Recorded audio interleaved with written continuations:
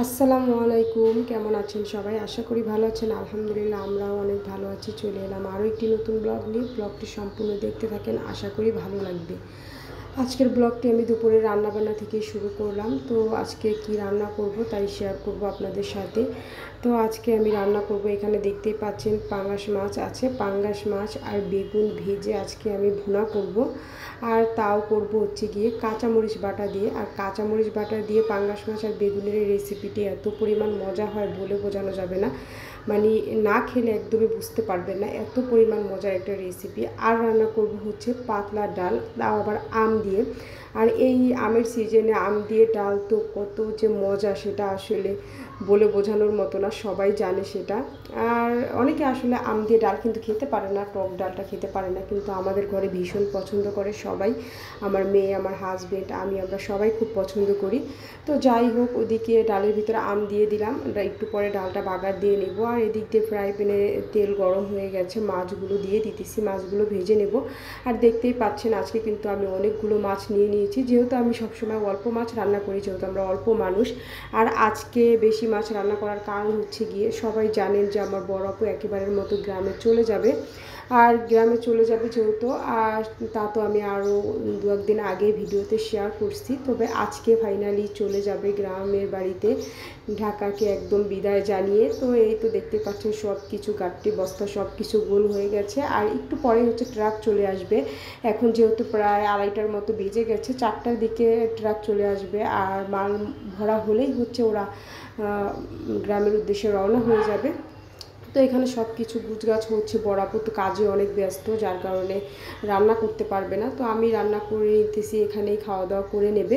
তো এদিকে কিন্তু ডালটা হয়ে গেছে। আর এখন হচ্ছে আমি এদিকে পেঁয়াজ রসুন দিয়ে ডালটা বাগার দিয়ে নিতেছি। তো ডাল বাগারটা হতে থাক। আর এদিক দিয়ে আবার মাছগুলো হয়ে গেছে, মাছগুলো উল্টিয়ে নেব। আর পাঙাশ মাছটাই আজকে রান্না করলাম, কারণ আমার ভাইগনা, যে আমার দুইটা ছেলে, আমার বোনের, আমার দুই ভাইগনাই পাঙাশ মাছ খুব পছন্দ করে, আমার মেয়েও খুব পছন্দ করে, আর আমরাও খুব পছন্দ করি, যার কারণে পাঙাশ মাছ বের করেই রান্না করলাম আর কি। তো যাই হোক, মাছগুলো উল্টিয়ে দিলাম। আর এদিক দিয়ে হচ্ছে বাগারটাও দিয়ে দিচ্ছি, ডাল বাগারটা। আম দিয়ে ডাল রান্না করলে যে সুন্দর একটা ফ্লেভার আসে না, এটাতেই আমার একদম পেট ভরে যায়। তো যাই হোক, মাছগুলো একদম লাল লাল করে ভেজে নিলাম, হয়ে গেছে মাছগুলো, এখন নামিয়ে নিয়েছি। আর এখন আবার বেগুনগুলো ভেজে নেব।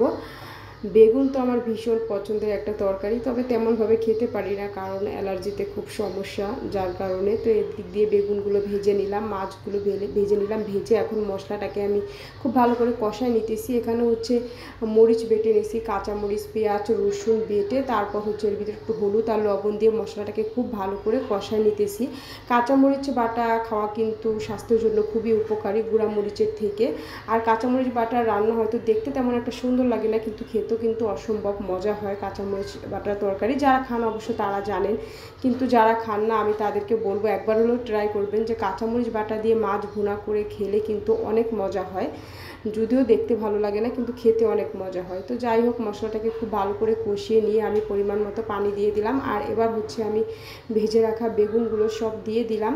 আর বেগুনগুলো দিয়ে এখন হচ্ছে একে একে আমি মাছগুলো দিয়ে দিব। তো তরকারিটা বসিয়ে দিয়ে আবার আমি কিছু কাজ করে নেব। ওই তো বাসা পাল্টাবো, কাজের কোনো শেষ নেই।